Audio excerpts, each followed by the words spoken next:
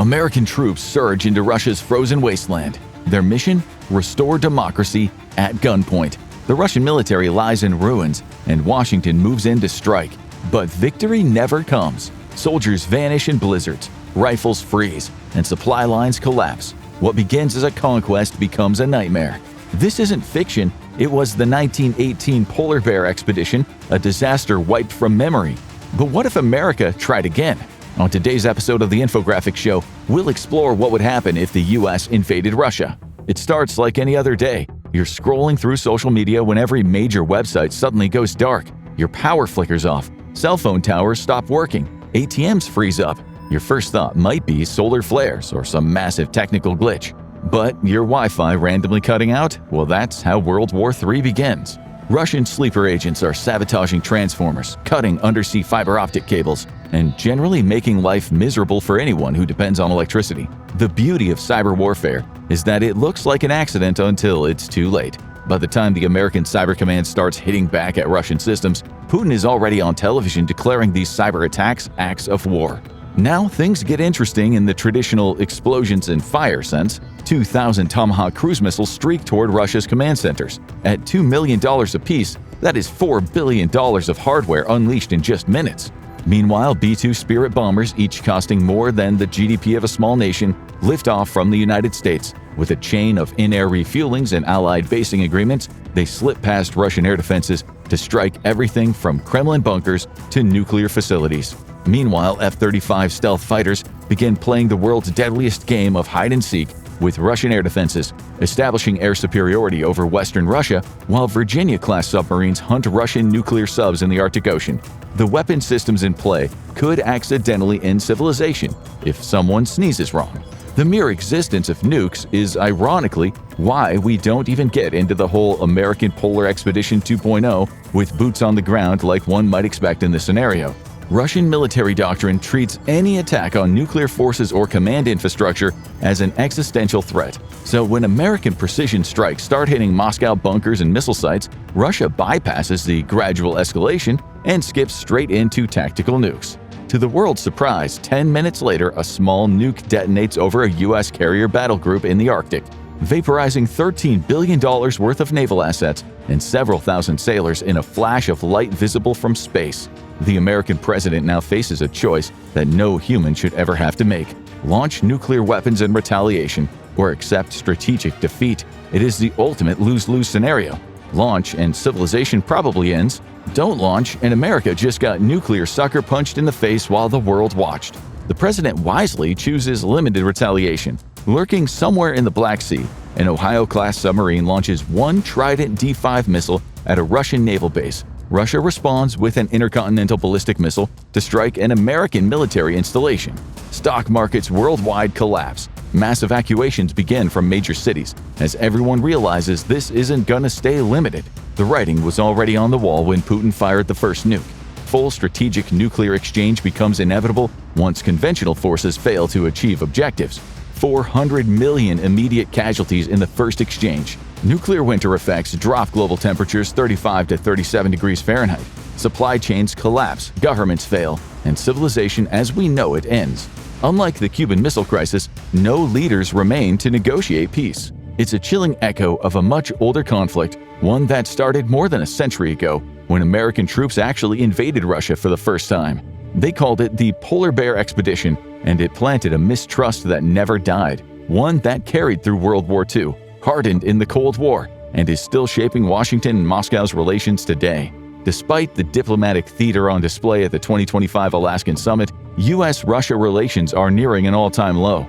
It is not hyperbole to say that they haven't been this dangerous since the Cuban Missile Crisis. The turning point came in February 2022, when Russia's invasion shattered the fragile pretense of normal relations that had lingered since the Cold War. The U.S. has committed well over $100 billion in military aid to Ukraine, far surpassing most countries' entire defense budgets. In a surprising rhetorical about-face, the current U.S. administration, evidently tired of Putin's antics, recently claimed Ukraine can retake all of its lost territory. It's a bloody prospect. By 2025, Russian casualties stood at 800,000 to 900,000 and are expected to top 1 million by the year's end. The population of San Jose, California, killed, wounded, or missing, in barely 3 years. President Trump's temporary March 2025 decision to pause additional aid created uncertainty, but American weapons are still flowing into Eastern Europe and killing Russian soldiers daily. Meanwhile, Russian military provocations near Alaska have become routine and increasingly reckless. In September 2024, Russian submarines surfaced just 57 miles from Alaska. F-16s regularly intercept Russian Il-38 patrol aircraft, with some encounters involving jets flying within just a few feet of each other. Cruising that close, at 500 miles per hour, one wrong move can end badly. The Black Sea has seen Russian jets deliberately damage American surveillance drones, testing how far they can push before triggering a military response. Things are heating up even more in cyberspace. According to the Center for Strategic and International Studies, Russian attacks on Western targets nearly tripled between 2023 and 2024. This includes the systematic sabotage of power grids, water systems, and financial networks across Europe and the US, or what experts have called escalatory and violent campaigns of sabotage and subversion. At the core of this uneasy relationship lies a simple, terrifying fact. Both nations have kept thousands of nuclear warheads on hair-trigger alert since the 1950s. Russia has repeatedly threatened tactical nuclear use in Ukraine, while the US is spending $1.7 trillion modernizing its arsenal. Putin recently deployed the RS-28 Sarmat missile, capable of carrying 10-plus nuclear warheads anywhere on Earth. Their nickname, the Satan II missile, isn't exactly clever, but it is horrifying. The US has countered by announcing the new B-21 bombers designed to penetrate Russian air defenses, and the escalatory cycle continues to simmer on low. Unlike the Cold War's clear rules and communication channels, today's tensions are getting warmer, spanning air, sea, cyber, and space simultaneously. The potential that the burner gets accidentally bumped onto high is greater than ever.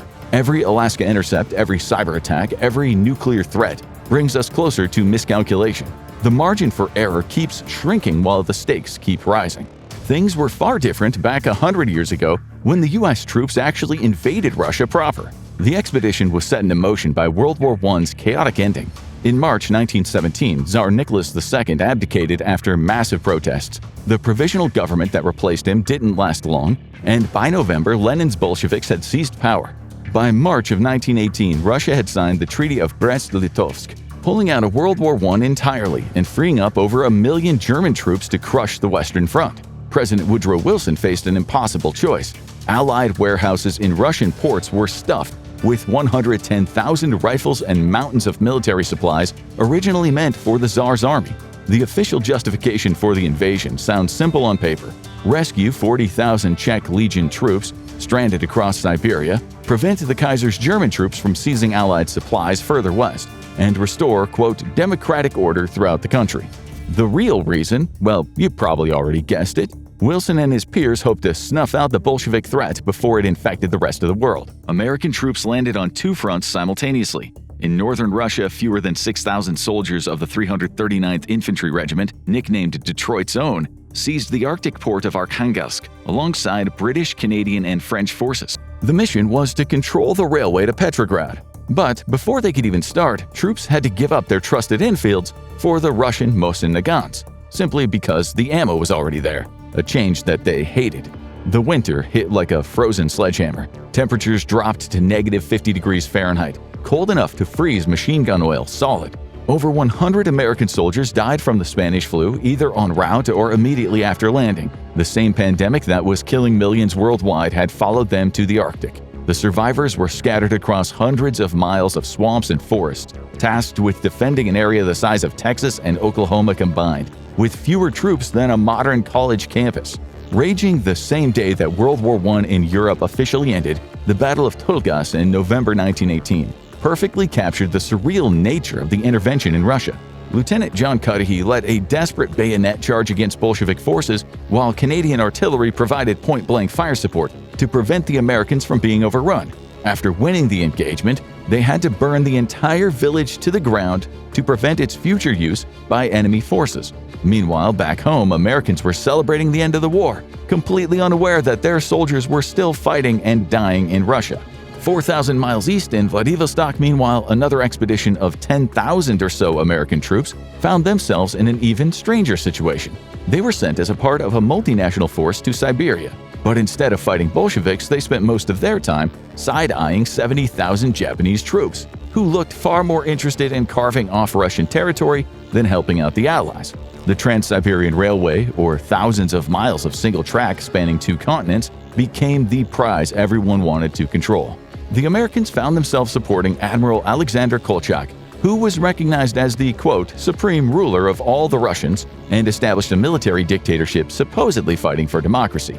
American taxpayers funded Kolchak's forces with $50 million in aid, equivalent to $700 million today, all while his troops committed mass executions and pogroms. The ethical irony of imposing democracy through military force was lost on exactly no one paying attention. And it should sound entirely familiar to anyone familiar with similar approaches in Vietnam, Afghanistan, and Iraq decades later. Fighting with coalition partners was a nightmarish proposition. British officers outranked their American counterparts, and according to one officer, displayed, quote, muddling, blundering, and fuddling, along with brutal arrogance and cold conceit. American troops complained that British-run hospitals gave wounded American enlisted men inferior rations compared to British officers. One American medical officer was officially reprimanded for refusing to order his soldiers to dig latrines for British officers. Supply lines stretched impossibly thin across frozen wildernesses. One supply company had to service outposts separated by distances equal to New York City to St. Louis, using river boats, railroads, horse-drawn wagons, and reindeer-drawn sleds. Soldiers often preferred the boots stripped from dead Bolsheviks over uncomfortable British-issued footwear. By 1919, the intervention had devolved into pure survival mode. When U.S. Army headquarters in Paris received a status report about American forces in Peniga, they telegraphed back asking, just where is the Peniga front? The disconnect between Washington's expectations and battlefield reality was complete. So began the quiet withdrawal. The USS Des Moines had to cut through 15 feet of ice to evacuate the polar bears, the self-proclaimed nickname of the 339th Infantry for surviving the Arctic winter. They left behind 244 dead from combat and accidents, 305 wounded, plus over 100 killed by influenza. More than 120 bodies remained unrecovered, though efforts by the veterans of foreign wars would retrieve nearly 100 of them during the 1920s and 1930s. By February 1920, Archangel had fallen to Bolshevik forces, with remaining White Russian troops switching sides en masse. The intervention was such an embarrassing failure that it was largely scrubbed from American history books. The Soviets never quite forgot. Stalin's paranoia about capitalist encirclement wasn't entirely paranoia.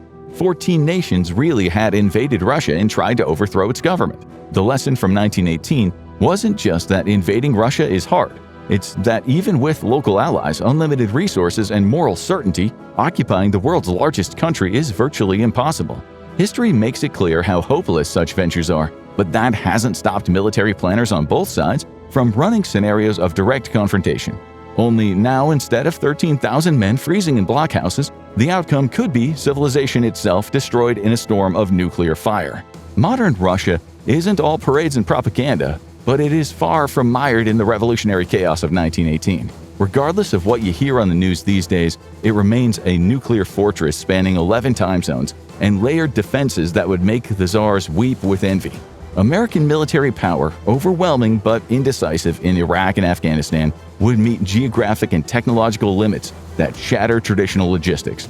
The outcome could be a war so monumental it would reduce World War II to a regional skirmish. The sheer scale of the invasion problem hasn't changed since 1918. It's actually gotten worse.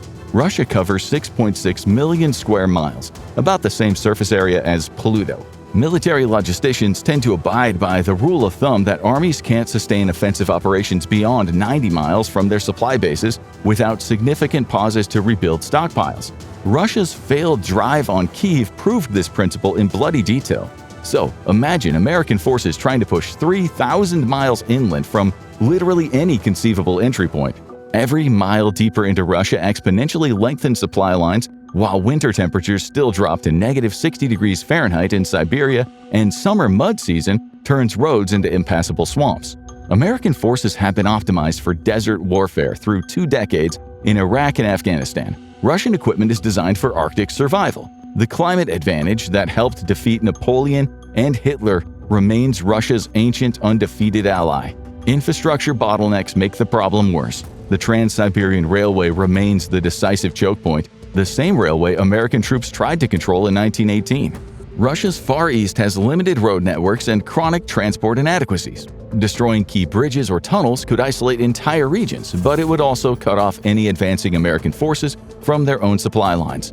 In a hypothetical U.S. invasion of Russia today, America's technological advantage would be real and devastating, at least at first. The U.S. operates somewhere in the region of 13,000 fighters, bombers, transports, helicopters, surveillance aircraft, dwarfing Russia's 3,000 to 4,000. Over a dozen B-2 Spirit bombers could deliver precision strikes simultaneously across Russia's vast territory. Over 400 F-35 Lightning II stealth fighters provide beyond visual range combat capabilities that Russian pilots train against but rarely face. America maintains thousands of Tomahawk cruise missiles with a 1,000-mile range, capable of hitting targets from international waters. Initially, it would be a bloodbath. Naval supremacy, too, appears absolute.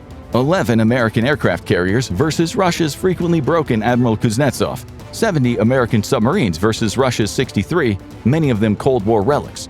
Intelligence and cyber capabilities also give America real-time battlefield intelligence through AI-powered analysis. Special operations forces are trained to wreak havoc behind enemy lines operations. Still, operating 6,000 miles or more from home bases while Russia fights on interior lines negates many technological advantages. Russian S-400 and S-500 air defense systems create overlapping no-fly bubbles, stretching 250-plus miles at least when they aren't shooting down their own aircraft. Even if the U.S. military was able to deliver some tangible military successes in the opening phases of its invasion, which they almost assuredly would, the occupation calculus remains. As a rule of thumb, you need 20 to 25 troops per 1,000 residents to forcibly occupy a country. By that math, America would need 2.88 million troops to occupy Russia's 144 million people. That would basically mean sending every single active duty and reserve officer to Russia, plus another couple 100,000 to boot. Even on paper, it collapses under its own weight. There's a reason these doomsday scenarios are consistently destined for stalemate or nuclear escalation. The math is brutally simple. Remember Afghanistan? America spent $2.3 trillion over 20 years trying to control a country covering 252,000 square miles. That's roughly the size of Texas. Russia is 26 times larger than Afghanistan, bigger than the entire continental United States. Cost projection for similar occupation, $60+ trillion. That is more than 3 times America's entire GDP. Historical precedents aren't encouraging either. Napoleon brought 600,000 soldiers, the largest army Europe had ever seen, and limped home with 30,000 frostbitten survivors. Hitler launched Operation Barbarossa with over 3 million troops and achieved spectacular initial success before winter, logistics, and Russian stubbornness ground his forces into paste. Even America's edge in precision weapons, air power, and intelligence can't beat Russia's ultimate trump card, a disregard for its own soldiers and a nuclear option that makes conquest pointless by vaporizing everyone. But the real nightmare is the reality that modern warfare operates in an interconnected world. Regional conflicts can spiral into global catastrophes faster than bad news spreads on social media. With NATO's Article 5, there is no partial triggering mechanism that can limit the scope of fallout once the dominoes start falling. Britain and France alone maintain independent nuclear arsenals totaling 500+ warheads, and in dire straits would be more than capable of launching without American permission or even consultation. Meanwhile, China would be watching with undisguised glee. The U.S. Pacific Fleet would get redeployed to Arctic and European theaters, creating a perfect 2 to 3 week window for seizing Taiwan. China's no-limits partnership with Russia, formalized in 2022, could transform overnight from economic cooperation to military alliance. Why fight America directly when you can just wait for them to destroy themselves? So maybe the 1918 American invasion of Russia was just a historical footnote. A few thousand troops, limited objectives, quiet failure that cost a few hundred American lives, and then got politely forgotten. Today, such a conflict wouldn't be limited, quiet, or forgettable. It would represent the final chapter of human civilization, and probably not a very well-written one. Every diplomatic crisis, every military near-miss in Alaskan states, every cyber attack brings us closer to a precipice that humanity might not survive. The question isn't whether America could invade Russia again, But if anyone would even be left to write the history afterward, the polar bears of 1918 learned that some countries are simply too vast to occupy. Today's lesson is simpler and infinitely more terrifying: that some wars are too dangerous to fight, some enemies are too well armed to defeat, and some mistakes are too big to survive. An American invasion of Russia would be catastrophic, but Moscow has its own arsenal designed for that very scenario. Watch Putin's World War III weapons to see the tools he's counting on, or click on this video instead.